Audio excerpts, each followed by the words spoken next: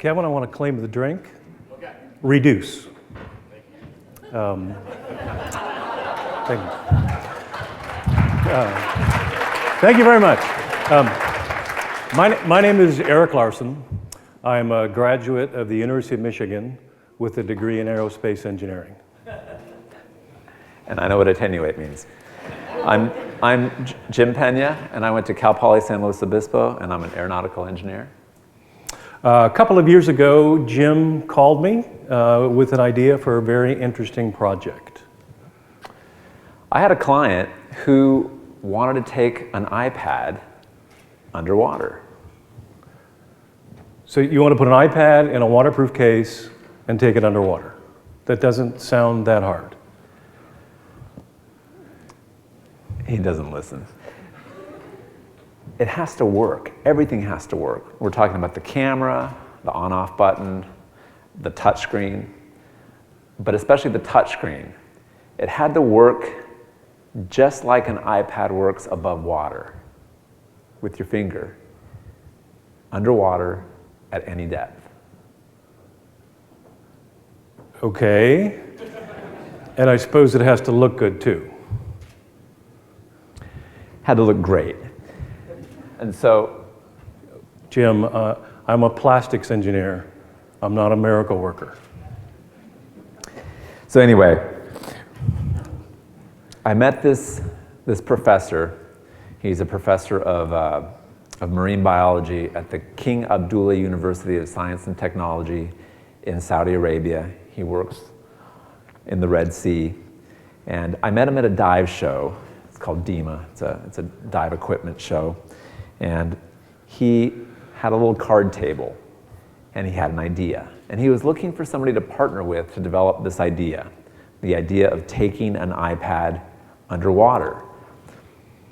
Marine biologists, not many of us here probably are marine biologists, but they work underwater. And what they do today is they do everything with paper and pencil. It's a special piece of paper and a special pencil, but that's the way they do their work. We, above water, we take for granted that we have our computers, our iPhones, our iPads. And he had this vision to make his work a little bit easier, a little bit different, to change the way marine biologists do their work.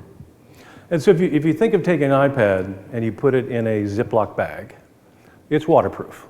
And above water, you can use your finger and use the touchscreen. But if you took that Ziploc bag underwater, the pressure is going to take that film and push it against the front case, and it will no longer recognize your finger. So keeping that membrane the proper distance from the screen was challenge number one. So I have an extensive background in underwater products, underwater product development, underwater engineering. Even though I'm an aeronautical engineer, everything's well, that's where the nautical thing... Yeah, maybe that's what it is. Okay. So I've done a lot of underwater deep sea exploration, underwater imaging, whether it's professional or consumer product, lighting. And so I felt comfortable in the development of this system, but I had worked with Erik before. Erik's a plastics expert, and so I felt that the collaboration would be good to attack. Yeah, even though my degree's in aerospace engineering, I've worked with plastics my entire career, from boogie boards to Bic lighters, running shoes, power tools, cell phones, things that people interact with, usually in very high production volumes, mostly things that are injection molded. This application was perfect for both of us. So the first thing we had to do was we divvied up the work into kind of two general areas. One that was a housing for... That had to look good, great. Or better. And a system that would do the pressure balancing of the interior of the housing with the ambient water pressure. So the idea was if we could develop a passive system that would maintain the pressure inside the housing at slightly higher than the ambient pressure and do this passively and automatically, we could always maintain an air gap between the touchscreen and the LCD screen on the iPad. So we started with what was called a balance module, or I was working on something called a balance module, so we had to do a lot of engineering, spreadsheet analysis, prototype development, and we developed a balance module that would passively react to a descent or an ascent and maintain this pressure inside the device automatically. And the housing is made of injection molded polycarbonate, so it's very rigid, very durable. What we call the bezel, the black frame around it, which had to hold the membrane, is glass reinforced polycarbonate. And we went through, I think, 6 or 7 concept development, because how you hold it, how you interact with it, the shape of the edges, the overall look and feel. You know, an iPad is a very expensive piece of equipment, and you have to know that it's being protected.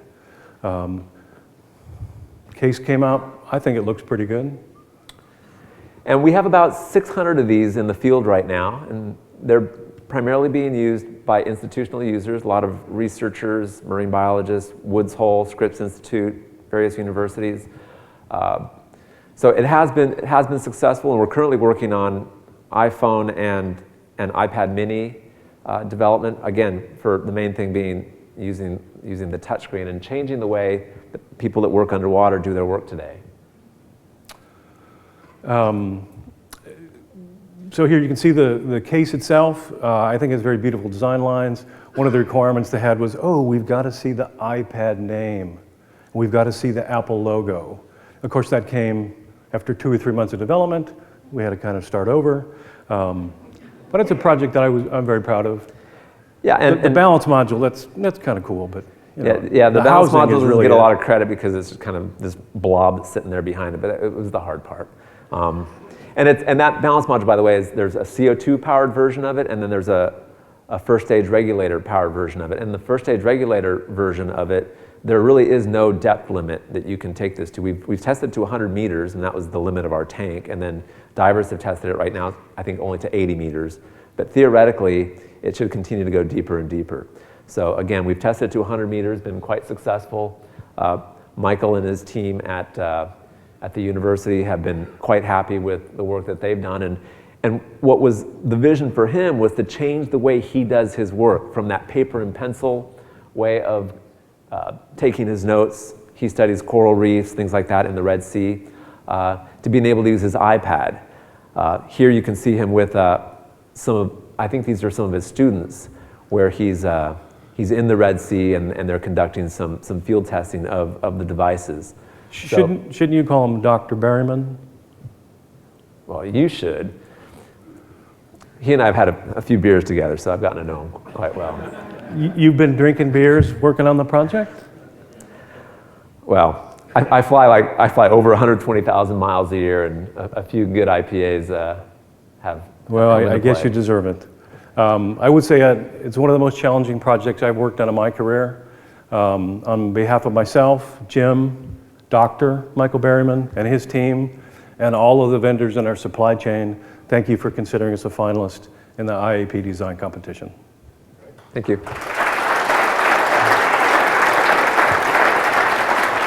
Any questions? I got one right here. I've got 2 actually. What's Right on. the retail price point, and where do I buy one? You can buy it at watershot.com or iDivehousing.com. It retails for $800. Pretty cool. Thank you. I do nothing underwater, but I want one. And I think we brought one, didn't we, Eric? I have one. If you want to look at it and just play with it and feel it, I mean, No, you can't play with it. You can just look at it. You can touch it. It's pretty bulletproof. Anybody else? For Wayne's follow-up question, is there a selfie stick attachment? Is there a selfie stick attachment? There are plenty of mounts on the unit for accessory devices that you might want to mount to it. So yes, you could use a selfie stick. Anybody else? Anyone else?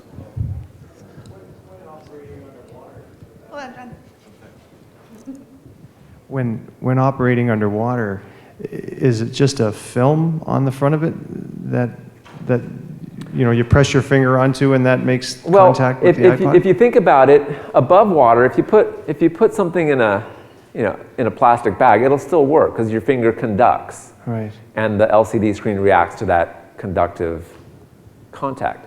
Underwater, for the touchscreen to see your finger, it needs to have a membrane separated from that LCD screen. Think of it as like a little bubble. Yeah. And that material has to be flexible enough, and that was part of the challenge, is just selecting that membrane material so that it was flexible enough to react to the finger so that the touchscreen is just seeing your finger. If that membrane was too stiff, the touchscreen thinks it's seeing a big palm because too much of that plastic is deforming and making contact with the touchscreen. So you have to have an air gap. That's why we maintain about 0.2 psi higher on the inside than the ambient water pressure. And then that creates a little balloon, a very supple balloon. And then you use your finger just as you would through any thin membrane. And if you think of that membrane, if you think of a soap bubble as a film, you know, when you push a certain point, you can rupture the film. So getting the right combination of strength, flexibility, and how much stretch, it took us easily a dozen different prototype samples to finally select a material.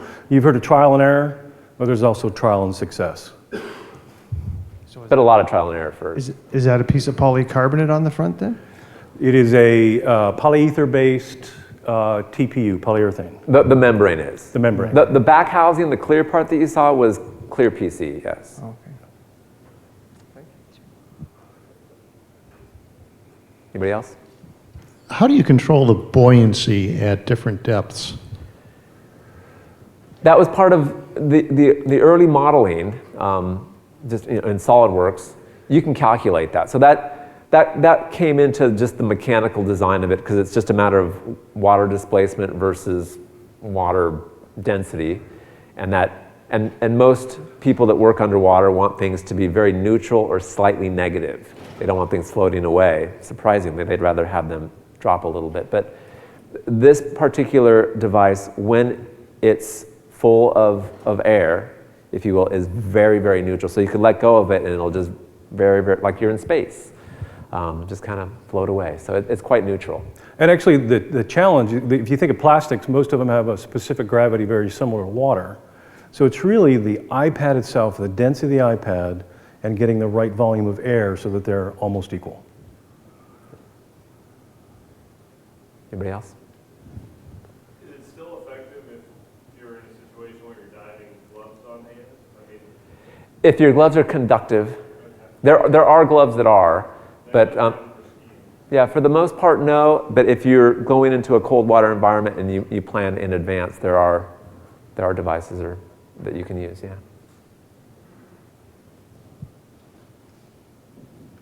Thank you very much. Thank you.